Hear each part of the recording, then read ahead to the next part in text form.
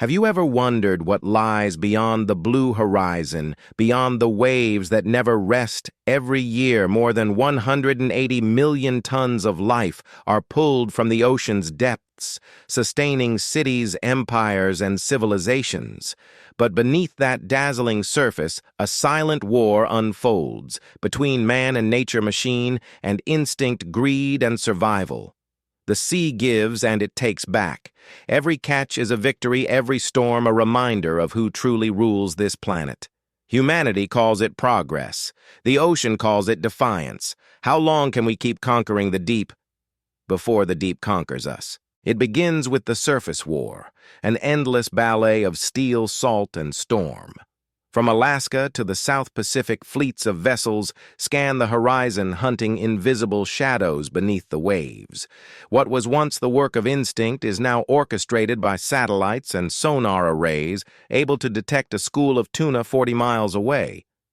The ocean has become a digital battlefield. Each morning, data centers light up across continents, tracking fish migrations, water temperatures, and oxygen levels in real time. One ship's computer alone processes millions of variables, deciding where to cast, when to haul, and how long to stay.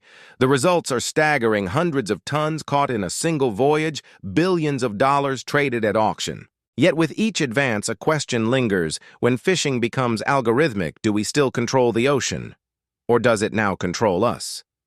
Out on deck, there's no room for doubt. Nets stretch for kilometers, forming shimmering walls beneath the surface. As the engines slow, the ocean seems to hold its breath. The first pull is always the hardest, the unknown tension between human will and natural force. Hydraulic winches groan, cables strain, and suddenly the sea explodes into life. Tens of thousands of fish spiral upward, silver bodies flashing in the sun. Machines hum, cranes roar, and steel claws scoop the catch into massive freezing holds, chilled to minus 22 degrees Celsius. In this new era of fishing precision is survival. Every second counts. Every kilogram is logged, graded, and priced before it even leaves the water. Right after this, something extraordinary happens. Machines begin to hunt better than men. Stay with us. Don't blink. Deep within these vessels, below the decks where salt meets steel, lies the heart of modern fishing, the machine rooms. Here, automation rules. Massive drums reel in kilometers of cable synchronized by computer-controlled hydraulics that respond to ocean currents in milliseconds. Longline robots deploy 20,000 baited hooks, each designed to target specific species based on depth, temperature, and lunar phase. Artificial intelligence now decides not only where to fish, but what to fish. Onboard processors can clean, grade, and freeze a shark in under 3 minutes. Cameras scan for imperfections. Algorithms sort by size and weight. What once took a dozen men now takes one and a screen. A single factory ship today can process more seafood in 12 hours than an entire fleet did a century ago. One vessel in one day pulling in the equivalent of an entire coastal town's livelihood. It is a marvel of engineering, but also a mirror of excess. The pursuit of perfection breeds a dangerous question. If perfection means efficiency, where does sustainability fit in? Storms rage, but machines don't sleep. They cut through walls of rain and surge through 12-foot waves, guided by radar and auto-stabilizers that keep the decks level even as the ocean heaves. Crews now rely more on sensors than instincts. The sea no longer feels like an adversary, it feels like a circuit. But deep down, the ocean hasn't changed. It remembers. It pushes back in silence, reclaiming what's taken without permission. For every ton of fish lifted aboard, ecosystems below adjust, shift, and strain. Life always finds balance, even if it means breaking us to achieve it. The promise of technology is control, but control at sea is always an illusion. And yet, amid this mechanical perfection, there remains one variable: no system can replace the human factor. Meet Captain Morris, a man who's spent 40 years chasing horizons. His face is carved by salt and wind, his eyes scanning waves the way others read books. The ocean, he says, teaches you respect the hard way. You either learn or it takes you.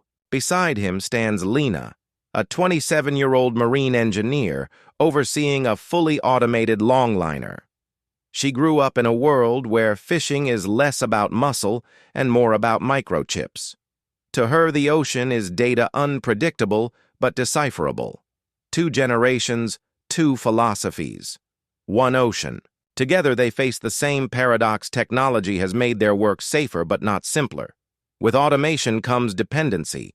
When a navigation AI crashes mid-voyage or a hydraulic valve jams under pressure, the calm of precision turns instantly into chaos. On a calm afternoon, the deck erupts. Alarms blare, cables snap, water surges over the rail. A rogue wave unseen by radar slams the vessel. Men scramble, equipment sparks, and for a brief, brutal moment, it's man versus nature again. The ocean doesn't care about your code. Reveal number 3, in the last decade, over 1,500 automated systems have failed mid-voyage, forcing human crews back into primal reflex instinct, teamwork, survival. The irony is brutal. The smarter our ships become, the more fragile they feel. We built machines to make the sea safer. But did we also make it colder? Now the fiercest hunt of all the predators game. In the gray dawn, crews prepare for the shark line.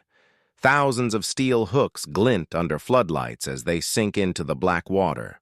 Every hook carries both a promise and a curse. The bait is fresh, perfectly cut, salted to the gram. A single gust of wind could twist the line and $1,000 worth of hooks vanish into the abyss. The ocean tolerates no mistakes. Suddenly tension. A violent pull. The deck turns into a battlefield. Men brace winches, strain, and something immense thrashes below. Minutes stretch into eternity. When the creature breaks the surface, a blur of fin, foam, and power, the deck holds its breath. For a moment, it's unclear who's winning, man or nature. Then the shark is hauled aboard, stunned, preserved with icy seawater, and logged. Efficiency triumphs, but at a cost unseen. Who's really hunting whom? Beneath the statistics lies the reckoning. The data doesn't lie. 1/3 of all fish stocks worldwide are overexploited. 90% of large ocean predators are gone. The ocean's silence grows louder each year. But defenders of industrial fishing argue back automation reduces bycatch, increases precision, and allows better monitoring. Isn't that progress? Perhaps. But efficiency without restraint becomes extinction. The same data systems that enable control can also enable greed. The line between sustainability and depletion grows razor thin. Scientists are turning to a new frontier: data ethics. Can machines learn morality? Can an algorithm value life over profit? It's not science fiction anymore. Prototype ethical AI models now predict optimal catch volumes, factoring ecosystem recovery into yield decisions. For the first time, machines are learning humility. Still, the race continues. As long as markets demand endless seafood, the ocean remains both victim and provider.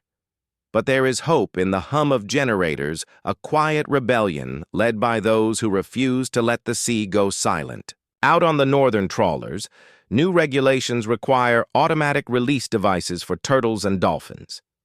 Satellite tracking now exposes illegal fishing in real time. Around the world, small communities are using drones and sonar to monitor their waters, taking back what was once ungovernable. Every byte of data now carries a moral weight. The question is whether we're listening. But the ocean isn't just dying, it's adapting. In Norway, engineers have created floating aquaculture spheres, underwater farms that mimic natural currents, raising salmon without waste or pollution. In Japan, underwater drones inspect sea pineapple farms, ensuring no coral damage. Across Southeast Asia, soft net systems now harvest groupers and shrimp without stress or injury. Each of these innovations rewrites a simple truth we once took from the ocean. Now we must learn to give back. Meet Miguel, a coastal farmer who once relied on wild catches. Today, he cultivates shrimp in closed-loop ponds powered by solar energy. When I was young, he says, we caught everything. Now I grow what I need. The ocean breathes again. Reveal number 5. These sustainable systems already produce over 60% of global seafood, proving that coexistence is not a dream, but a decision. At an offshore lab, Marine biologists restore damaged coral reefs using 3D-printed limestone frames. Tiny polyps cling to the surface, growing, thriving, spreading the ocean, healing itself, guided by human hands that finally choose preservation over conquest. We stand at a crossroads: conquest or harmony. The technology exists. The will is what remains uncertain. Can harmony truly replace conquest? At dawn, the ocean seems calm again, but it remembers. It remembers the nets, the storms, the hunger, and the hope. Beneath the waves, life continues its silent rhythm, adapting to every wound we leave behind. For humanity, this is not the end of exploration.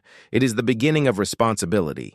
Because the last frontier isn't outer space. It's right here beneath the water that feeds us, surrounds us, defines us.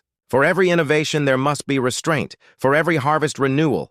The ocean doesn't belong to us. We belong to it. If we listen closely, we'll hear its message: balance, not victory. Respect, not ownership. And maybe one day, when we no longer take more than we need, the sea will stop fighting back. If you believe the ocean deserves a voice, subscribe and stay with us for the next dive. Because the sea is not infinite, and neither is time.